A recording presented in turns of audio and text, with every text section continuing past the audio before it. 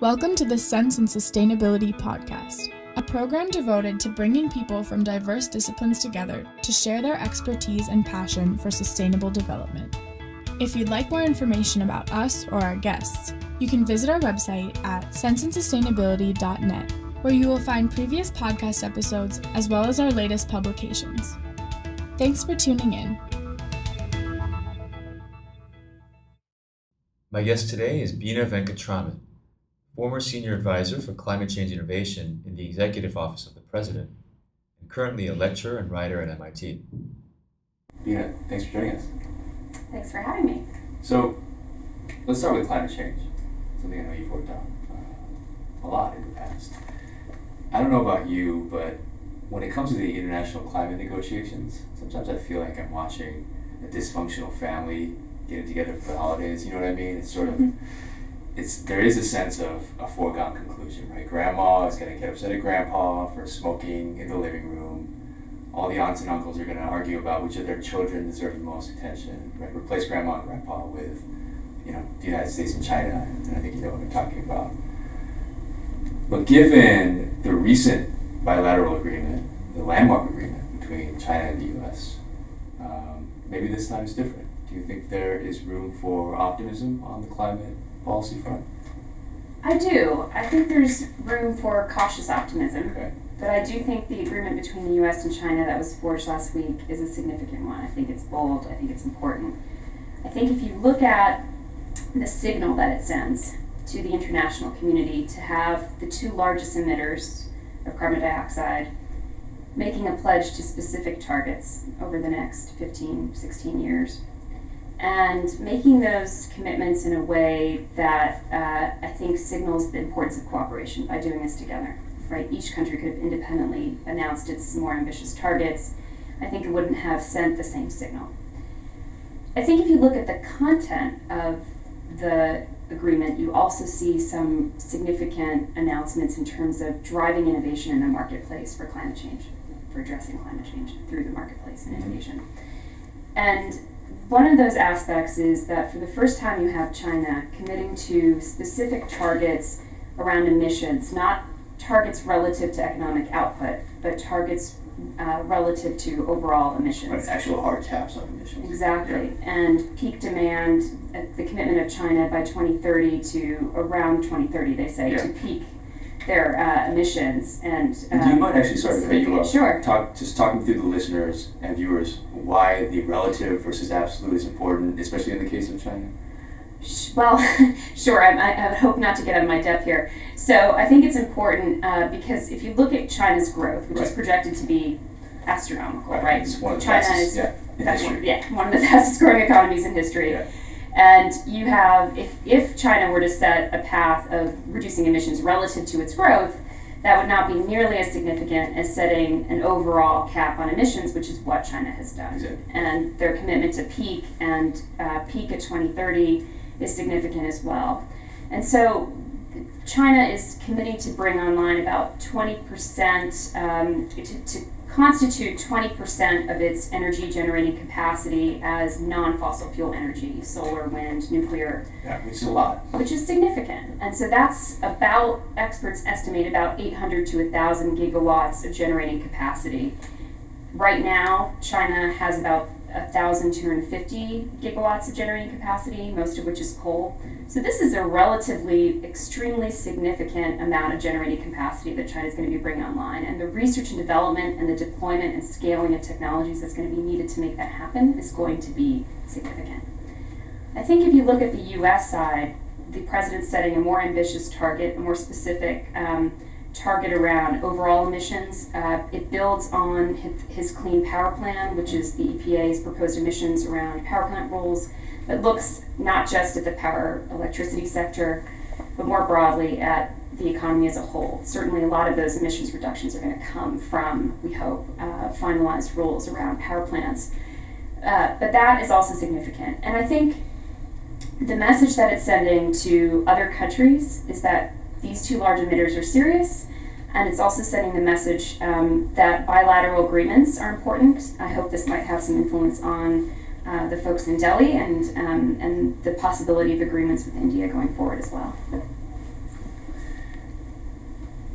So irrespective of what happens in the 2015 talks, say the optimistic scenario does pan out and we do get something of an international deal, right, that is binding and that takes us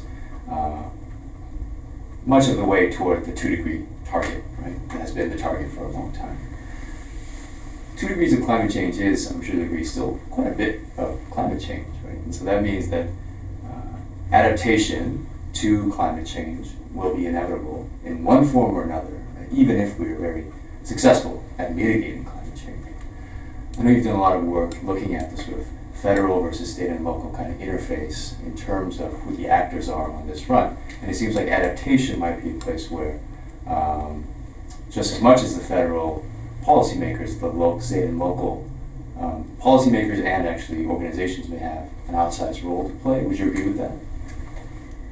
I do think that state and local policymakers have a big role to play. I think one of the challenges we're seeing with climate change is that our institutions in general are maybe ill-fitted toward the scale of this challenge, right? There are impacts of climate change that happen at the regional level, like sea level rise. There are impacts that we are seeing and actions that need to be taken on the global level, like mitigation and reduction of carbon dioxide emissions, and there's a tragedy of the commons. Right, global public good problem, all that, yeah. Right, so we need institutions at all levels to be taking significant actions, and I think we are starting to see that at the state and local level, not ubiquitous by no means across the country or even across the world, but there are I think in cities particular, and I think that's what one of the things you wanted to talk about. In cities, we see, so cities are really special for a variety of reasons when it comes to climate change. For one, if the 50 largest cities in the world were a nation, they would be the 3rd largest emitter of carbon dioxide emissions from fossil fuels after China and the US. Yes. So in terms of their contribution to overall climate change, there's a huge opportunity for emissions reductions and mitigation for greater efficiencies to be built into cities. And I think a lot of those efficiencies can also, frankly, just be better for citizens in terms of how citizens experience a city. Okay. So if you think about transit systems that are truly responsive and rapid and run on efficient fuels, that's going to make the air cleaner for citizens to breathe. It's going to make it easier to get to work. Buildings that sense their environment and adapt and don't leave the lights on, don't make you remember to leave the lights on. Right. These are all things that cities can implement and are starting to implement in ways that are very powerful.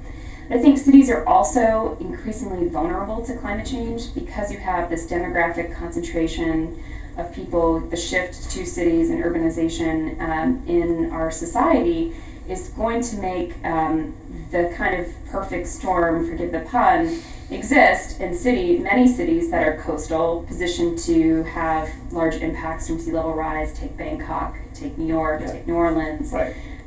But also because of the fact that you have so much built infrastructure and so many people concentrated in one place, the humanitarian and economic impacts can be very profound. Yeah, and so maybe we can talk a little bit more about this issue. You know, when you said storms, immediately I thought Hurricane Sandy, right? And the extent to which so much of the scientific community had been warning about the vulnerability, right, of New York, and especially the low-lying parts of Manhattan Island, to storm surge like that for a long time. And yet it takes a devastating event to, getting to your point about institutions, to really, I guess, light the fire under the butts of the politicians, so to speak, to actually mobilize some kind of a public response.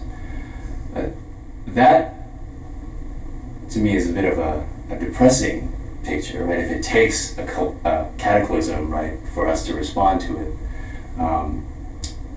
that's not a very optimistic scenario. But do you think that city governments, on the whole, have sort of begun to learn from each other's mistakes here without having to go through it themselves?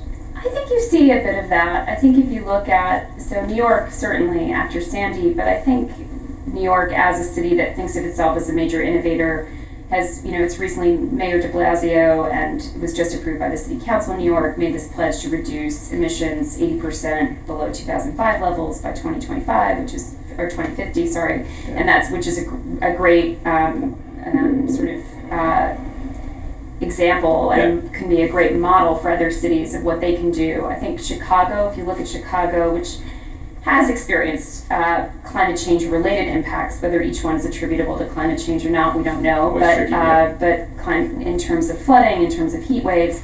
But Chicago's also, in the absence of a Hurricane Sandy or Hurricane Katrina-like situation, taken ambitious efforts to address climate change. I think if you look at the Regional Greenhouse Gas Initiative in the northeastern states, that has been a really interesting innovation. The states deciding to set up a regional cap and trade system for carbon emissions well in advance of a major storm. Yeah. And California similarly, now experiencing a very profound drought with billions of dollars in economic cost, not to mention the humanitarian costs and others of this drought. California was ahead of the curve in fuel emission standards and cap and trade. You might think, oh, these are the usual suspects, the people who kind of care about the environment, but I think it takes innovation happening at the state and local and regional level to build the building blocks of national and international action. It shows what happens, that this is not a sky is falling scenario when you put a price on carbon. It's actually something that can promote growth and promote innovation. So getting to your point about promoting innovation, what do you think is the best way to do that? Is the carbon tax the most effective way? Well, a lot of us would love to see a price on carbon of one form or the other, whether it's cap and trade or carbon tax. I think the reason I kind of start to sigh when I think about putting a price on carbon is that it's a great and elegant solution. There's the possibility to think about a revenue neutral carbon tax, which could have a significant amount of bipartisan support, and indeed at least some groups on the right, I think, are looking at this, like the R Street Institute and others, as a potential way to build consensus around a market-based mechanism for carbon emissions. You have George P. Shultz, President Reagan's former Secretary of State, talking very passionately about the potential that a market-based mechanism like a revenue-neutral carbon tax could Just saying something have. Yeah, coming from the right. But the challenge is we still need all of our Congress to act to do something like this, right? So I think it's a very elegant solution from a lot of economists' point of view, and I'd be very interested to actually hear what you think. But we've got to create the political will for that to happen. And so one of the reasons you're seeing the use of the Clean Air Act by the EPA as an approach to power plants now is that the president has felt an urgency to take action on this issue, and because we failed to see that emerge from the Congress, there's a sort of sense of we have to figure out somehow how to send the right signal to the innovation ecosystem that we need alternatives to fossil fuels, we need them to come to scale. I think the regulations have the potential to do that as well. I think if you look at the fuel emission standards from 2009 that the president set forth, you saw some 50 hybrid and electric cars come to market after them, including from Detroit, which a lot of people didn't expect. Right. So not the first place I think of when I think hybrid. Right, or innovation even. I mean, there was an era when we used to think that, and I think Detroit has the possibility to be that again and kind of rise from the ashes here.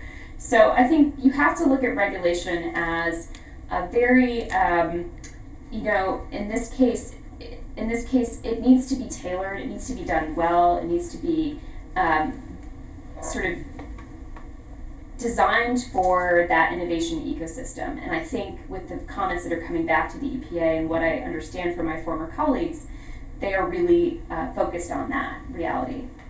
How much of the way between where we are now and where ideally the U.S. would need to get to in order for us to sort of carry our share of the burden to get to 2 degrees does the current legislation get us, in your opinion?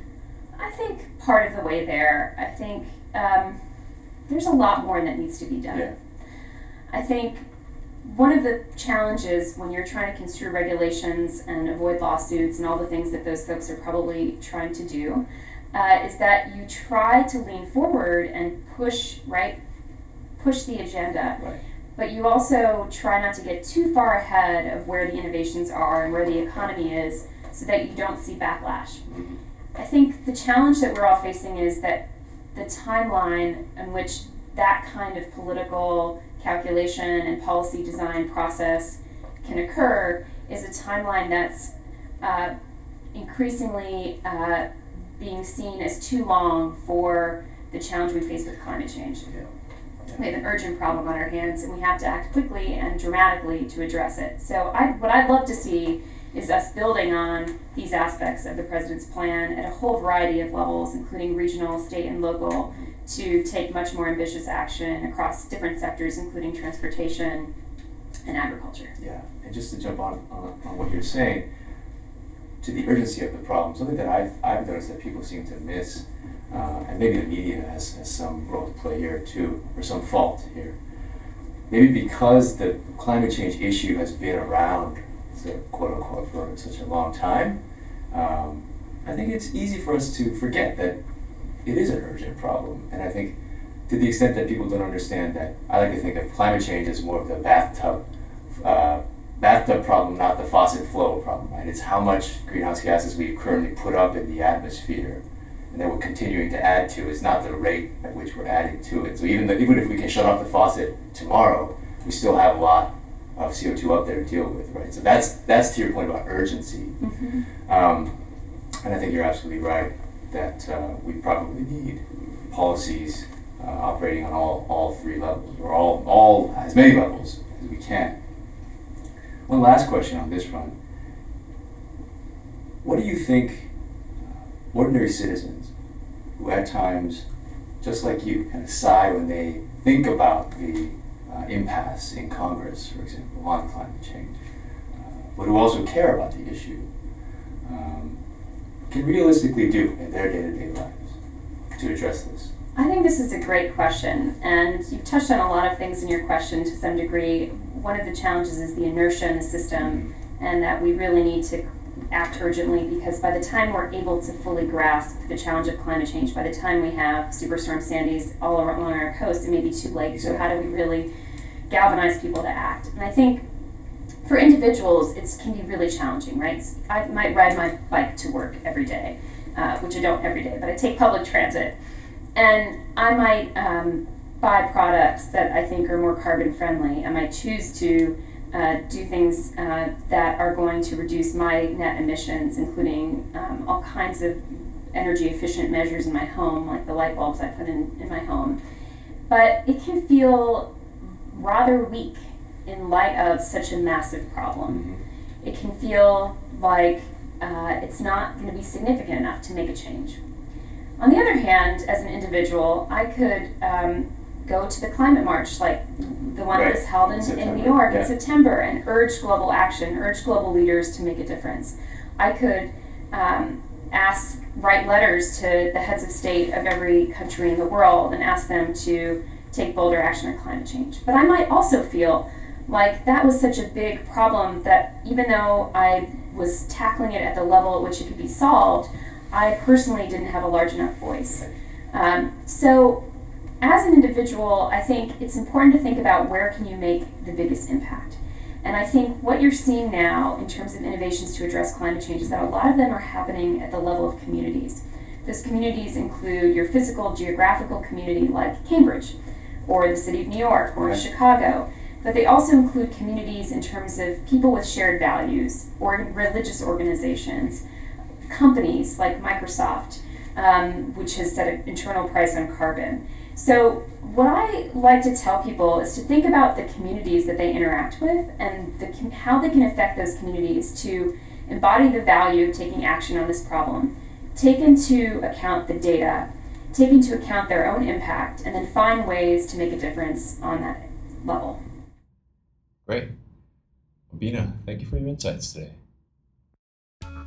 Thank you for listening to the SNS podcast. Have any thoughts on today's episode and want to join the conversation? Find us on Twitter and Facebook. And, as always, visit our website at senseandsustainability.net for more information.